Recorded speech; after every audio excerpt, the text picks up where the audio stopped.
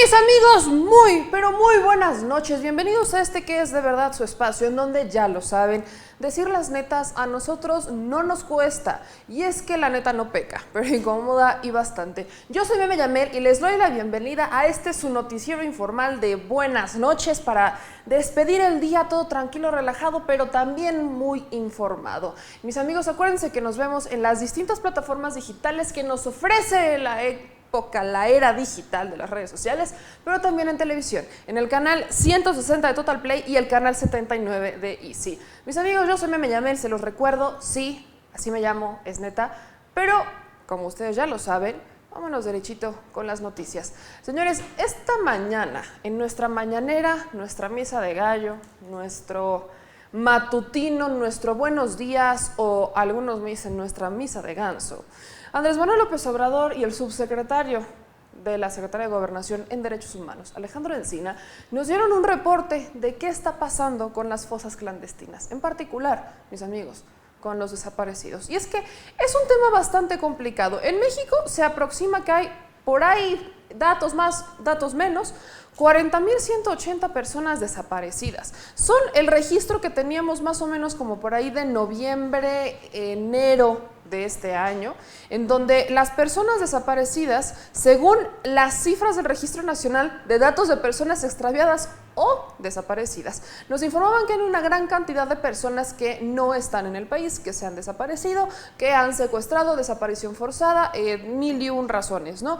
Pero, señores, es importante decirles que desde que se creó la institución, la Comisión Nacional de Búsqueda, se han encontrado distintos datos, distintas cifras que nos dan a entender que estas 40,180 personas desaparecidas en todo el país es una cifra que bien puede incrementar, porque muchas veces se los he dicho, puede que nosotros no tengamos idea de que una persona está desaparecida y ya está muerta, apareció su cuerpo, puede que una persona desaparecida siga en el registro cuando ya se localizó, incluso la forma en la que los forenses, las morgues operan en el país, la sobrepoblación que tienen de cuerpos, el sobrecupo que tienen, lamentablemente, pues los ha llevado a incinerar los cuerpos y ni siquiera le tomaron pruebas para saber quién era eventualmente. Entonces, las cifras, estos 40,180 desaparecidos en todo el país, aparentemente pueden incrementar.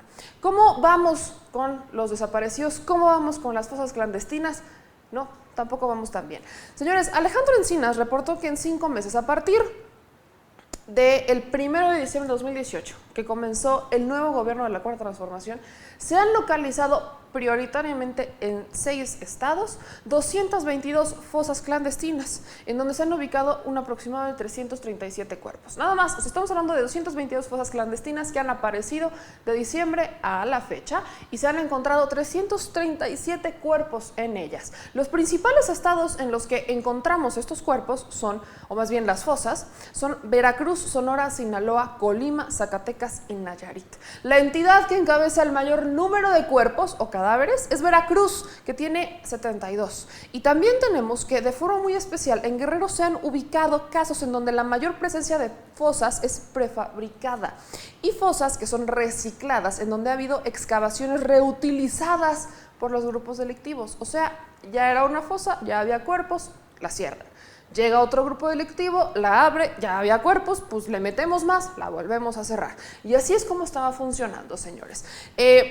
Donde también dijo Encinas es que entre las acciones del gobierno está la de la revisión y actualización del Registro Nacional de Personas Desaparecidas, que ya no existe, ni tiene información confiable. Es lo que les decía, no podemos decir que esas 40,000 personas desaparecidas efectivamente están desaparecidas, o más bien que es el registro único, que son las que únicamente hay 40,000 personas. No podemos estar seguros de eso, porque no se ha actualizado en realidad. Entonces, al respecto, en la mañanera, Andrés Manuel López Obrador sostuvo que tanto la violencia como la inseguridad en nuestro país es una herencia maldita. Y sí, señores, es una herencia de las 1001 políticas fracasadas de los gobiernos anteriores. Veamos. Como todos sabemos, se dejaron de atender las causas que originan la violencia, se abandonó al pueblo, se abandonó a los jóvenes, y se quiso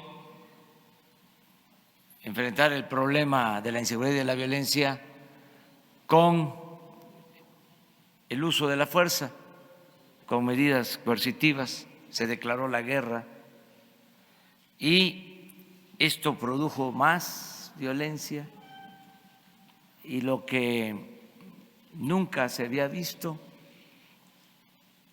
se crearon en el país fosas clandestinas para enterrar cuerpos de seres humanos, una etapa, un periodo muy triste para México. Ahora tenemos que informar sobre las fosas clandestinas, porque aunque duele, tenemos que saber lo que realmente sucedió y desgraciadamente sigue pasando, porque no se puede de la noche a la mañana terminar con estas herencias de inseguridad y de violencia. Ahí está, señores, ahí tuvieron a Andrés Manuel López Obrador. Justo también en la mañanera se habló sobre una creación de un nuevo instituto que planea devolverle al pueblo lo robado.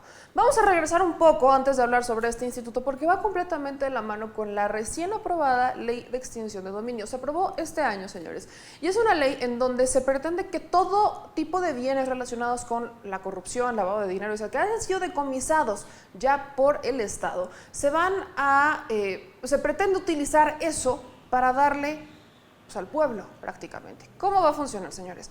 En las modificaciones que se hicieron en la Ley de Extinción de Dominio, se publicó un decreto que reformaría los artículos 22 y la fracción 30 del artículo 73 constitucional. Esto en materia de extinción de dominio por actos de corrupción, robo de hidrocarburos y delincuencia organizada, así como el secuestro, trata de personas y narcotráfico. El documento entró en vigor a partir del 15 de marzo, entonces ya está en acción. La acción de extinción de dominio se va a ejercer por el Ministerio Público a través de un procedimiento jurisdiccional de naturaleza civil y autónomo del penal. Las autoridades competentes de los distintos órdenes de gobierno le van a prestar auxilio en el cumplimiento de esta función.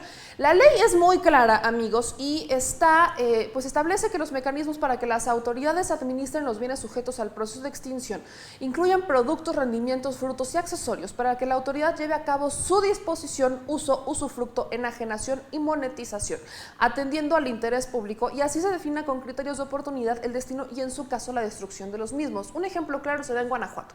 Señores, Diego Sinjue, el gobernador de Guanajuato, realizó justamente, ya empezó él con la actividad de extinción de dominio. Uno de estos casos fue el prostíbulo más grande de Latinoamérica, que creo que se llamaba, ¿qué? La casa de la tía, la Chiva, ¿no, Chuy? Algo así se llamaba, la casa de la Chiva, o la cueva de la Chiva, o la gruta de la Chiva, ¿no? La Chiva, que es en realidad el prostíbulo el table más grande de Latinoamérica, emblemático, histórico el establecimiento. Eso lo que hizo es extinción de dominio, y al aplicar la extinción de dominio, pues el gobernador de Guanajuato decidió que este espacio se le iba a dar a la Marina porque tiene una ubicación geográfica estratégica y le funcionaba a la Marina. Otro caso también se da con el gobernador de Guanajuato, Diego Sinjue, en donde se acordarán que yo les dije que compró unos coches, un Camaro, pues no los compró.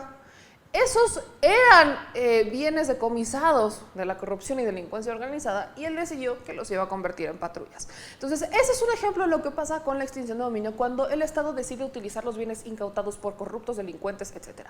Pero ahora, Andrés Manuel López Obrador, hoy, en la mañanera, habló de la creación de un instituto para regresarle al pueblo lo robado. Ahora, la idea, es como el boceto, apenas vamos a hacer el instituto.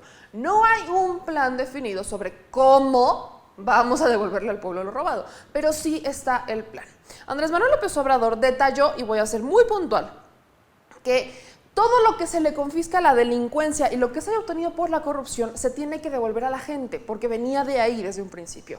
Espera al menos que este año 1.200 millones de pesos se puedan obtener a través de este esquema. No saben todavía cómo lo van a hacer, pero ese es el estimado, ¿no? Porque se tiene un estimado de lo que se ha decomisado de los bienes. Entonces, hay un aproximado de 1.200 millones de pesos que Andrés Manuel pretende regresarle a la gente mediante este instituto que va a evaluar cómo lo vamos a hacer, porque ahí tenemos los bienes, ya se los incautamos, hay unas cosas que podemos aplicar a la extinción de dominio, digo, el Estado puede usarlas para beneficio de los ciudadanos, pero hay otras que podemos ver cómo le vamos a regresar la lana, ¿no? Hay que venderlas, etcétera. Esto va muy de la mano con la subasta, Andrés Manuel. ¿Se acuerdan que Andrés Manuel ha estado subastando? Pues que si los lujosísimos coches blindados que utilizaba el gobierno federal y diferentes secretarías, que si la flotilla millonaria, el avión presidencial, etcétera. Bueno, pues va a haber una nueva subasta de los coches y este podría ser el mecanismo que esté utilizando el gobierno federal para subastar lo que obtenga los bienes y entonces ese dinero ver la forma de regresarlo al tesorero, a las arcas del gobierno y entonces destinárselo a la gente o ver de qué forma se podría destinar de una forma 100% transparente, 100% accesible, pero de verdad real, que se le pueda garantizar a la gente que va a tener la lana de regreso, lana que pues, les robaron, que obtuvieron a costa de ellos o que obtuvieron con sangre, pero al final pues, que la gente obtenga la lana. Veamos. Hoy ya terminamos de revisar el funcionamiento del instituto para devolverle al pueblo lo robado. Así se va a llamar. Instituto para devolverle al pueblo lo robado. Todo lo que se confisca a la delincuencia y lo que se va a obtener por la corrupción, automóviles, ranchos, residencias, dinero en efectivo, todo se le va a devolver a la gente. Ahí está, mis amigos. Ahora, antes de irnos con el último tema, yo quiero hacer un breve espacio, ¿no? un breve espacio comercial. Y no tanto como comercial, sino que de verdad, amigos, necesitamos activarnos como sociedad. Estamos viendo que el cambio climático de verdad nos está pasando la factura. Hay un contingente, ya no solo en la Ciudad de México, sino que hay un muy mal aire en distintos estados de la República. ¿Por qué está ocurriendo esto? Y quiero ser bien puntual. El cambio climático, las intensas olas de calor que se han presentado en el país y los incendios que se han dado en algunos lugares han generado que pues, nuestra atmósfera de verdad esté en las últimas. Y esta situación, señores, no hemos tenido lluvias, quiero ser muy clara, no hemos tenido lluvias porque la lluvia limpia, ¿no? Baja el clima, nos relaja, calma, es un tema muy interesante. Pero no podemos dejar a un lado la responsabilidad de los ciudadanos. Hay una apatía con el medio ambiente inmensa.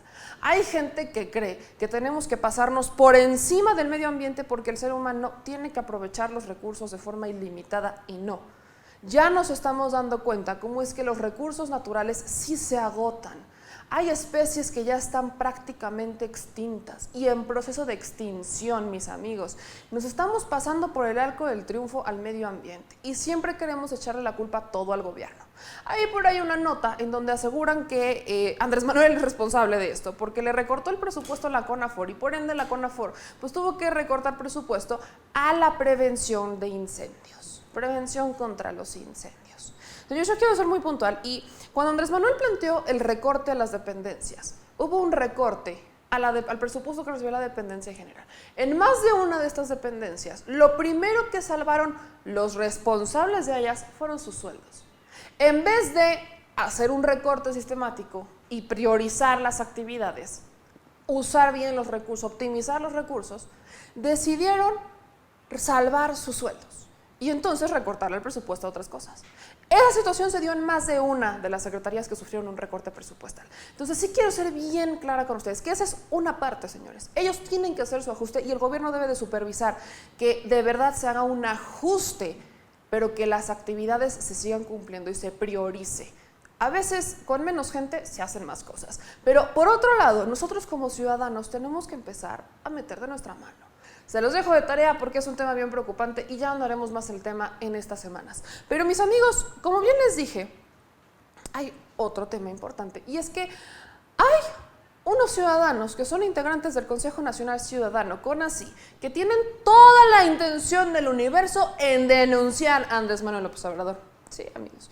Ellos presentarán en la Cámara de Diputados una solicitud para hacerle al presidente de la República un juicio político por traición a la patria. ¿Cómo están fundamentando que hay una traición a la patria? Pues dicen que va desde la migración, desde la invasión de los migrantes, la desviación de presupuesto, el retiro de presupuesto a hospitales y a otras instancias, así como la toma de decisiones unilaterales, como los movimientos de los aeropuertos. Se podrán imaginar, mis amigos, que este Congreso Nacional Ciudadano, el CONACYT, pues es de ultraderechistas, o bueno, derechistas, o como quieran llamarles. Dicen que al menos tienen 16 abogados del Departamento Jurídico de CONACYT y otros miembros a nivel nacional que están integrando esta carpeta para explicar las causales y los cuestionamientos que se están haciendo. Buscan que su denuncia esté bien fundamentada porque si no se las van a rebotar. No están jugando, aseguran que no están jugando y que esto es parte del fortalecimiento que debe de tener el ciudadano. Mendoza Elizondo fue uno de los entrevistados en Paseo de Montejo, en donde en compañía con otros integrantes de la agrupación brindaron toda la información a los transeúntes sobre los acuerdos que se tomaron en la 10ª reunión nacional CONACYT que se llevó a cabo en Morelia. Dudan por completo del equipo de Andrés Manuel López Obrador, dudan de su capacidad, ya que dicen que no pueden garantizarle a Andrés Manuel, no pueden garantizar a este equipo que de verdad estén trabajando y que no sean de los otros partidos que hundieron a México. Pero a mí me causa mucho ruido cuando hablan del tema de los aeropuertos, porque ya hemos explicado ese tema muchas veces. Antes el poder aquí en México se fundamentaba a través de el empresario necesita, el gobierno responde. Hay una alianza entre ellos y todos salen beneficiados, o al menos ellos salen beneficiados. A los demás nos venía cargando el soberano payaso, bien literal, y todos lo sabemos. Hoy por hoy, señores, estamos ciertamente en una curva de aprendizaje en donde no solo el presidente de la República, sino los miembros de sus gabinetes y los nuevos administradores y los nuevos funcionarios que están entrando tienen que entender cómo optimizar los recursos, cómo hacer lo que otros no hicieron y sobre todo no cometer los errores de los otros gobiernos. Entonces estamos en esta curva de aprendizaje, vamos 6 mesecitos, 5 mesecitos, de los que de verdad ellos tienen que aprender a optimizarlo, no nada más a decirnos lo que quieren hacer, porque yo insisto, de buenas intenciones no se hacen buenas políticas públicas, pero al menos hay una buena intención. Mientras esa buena intención se mantenga y se consolide, hay que fortalecer las políticas públicas. De entre las exigencias que están haciendo este grupo de ciudadanos está la de detener la invasión de migrantes por el costo que genera, defensa de la vida, libertad de tránsito en las carreteras del país, respeto al Estado de Derecho, no al pacto de impunidad contra corruptos y no a la depredación de nuestra tierra, que es cheranizar a México y acabar con la educación de forma socialista, comunista. Yo no sé de verdad de dónde creen que México es comunista, pero cada quien, ¿verdad? Digo, algunos yo no sé quién creen que sea comunista. Hay algo que sí me gustaría ver, pero primero vamos a ver lo que nos dicen los del CONACYT. Chéquenlo ustedes. Somos una pequeña comitiva que a nombre de casi 2 millones de mexicanos que integramos esta red nacional ciudadana que no tiene fines electoreros, que su objetivo es ejercer el artículo 39, actuar como patrones y dueños de México, sabiendo que de López Obrador para abajo todos son empleados a nuestro servicio. Que el día de hoy presentamos una denuncia de juicio político por la traición que en los últimos 5 meses ha estado realizando contra el pueblo de México el señor Andrés Manuel López Obrador. Con 20 hechos perfectamente documentados, entre los que destaca el poner la soberanía, la independencia y la integridad del pueblo mexicano sometida a intereses extranjeros por la entrada de centroamericanos, cubanos, células del ISIS islámicas, africanos, gente de los maras salvatruchas, en el que hoy en solo 4 meses se ha invadido a México bajo la sombra de esa firma del pacto migratorio y del Pacto de Refugiados que Marcelo Ebrard en mal momento firmó a nombre de los mexicanos sin consultarlos, a espaldas del pueblo de México y totalmente en contra de los intereses de los mexicanos. Asimismo, documentamos 5... Muy bien. Lo del pacto migratorio se los he explicado más de una vez. El tema de la migración ya no solo le compete a México, es un tema global porque involucra más de uno de los países y porque se da en todas y cada una de las regiones. La migración no es por gusto, no es una invasión. Porque yo sigo sin entender por qué le dicen invasión. Invasión es como cuando de verdad alguien quiere llegar a tu lugar porque tiene más poder que tú. No confundamos los términos. Ellos están migrando. México es un país de tránsito. Estados Unidos les va a cerrar la puerta, se quedan en México. México ha deportado migrantes. Lo está haciendo actualmente. Ojo, si no sabían, les informo, ¿no? México está deportando a los migrantes que están aquí de forma ilegal. En Chiapas se les han escapado cubanos porque los van a deportar por estar en una situación ilegal y porque no son aptos para una visa humanitaria, entonces los regresan. Se les han escapado por eso, los están buscando. El asunto aquí es que no hay una capacitación tan fuerte para que las personas que realizan las detenciones lo hagan con el respeto debido a los derechos humanos, sino que hay un poco de violencia en la situación y esto nos mete en problemas. Pero dice que lo hicieron a espaldas de los mexicanos. ¿A espaldas según quién? Todos supimos cuándo se firmó. Todos, si usted no sabía es porque no estaba informado, no quiso informarse, todos supimos cuándo se informó, todos, fue un tema, fue una noticia, se venía avisando, se venía trabajando, Marcelo Ebrard fue muchísimas veces a la Organización de las Naciones Unidas, no fue ajeno a nosotros, sabíamos lo que estaba haciendo. Muchos de ustedes dicen que Andrés Manuel es un traidor porque no está respetando a los mexicanos, pero hablan de que toma decisiones unilaterales, es que solo es cuando les conviene. Son ciudadanos cuando quieren, pero son pobladores todo el día, todo el tiempo, todo el resto del año. Se ponen la playera de ciudadanos decentes e indignados y ay, pobrecito de mí, pobrecito de nuestro país, pero cuando les tocan el aeropuerto, es que ¿cómo pasas Andrés Manuel López Obrador por el aeropuerto? Se ponen eufóricos, pero no traigan a los migrantes. Eso, mis amigos, ¿eso qué hacen? Es nada más y nada menos el reflejo de gran parte de la sociedad mexicana, que es discriminatoria y racista.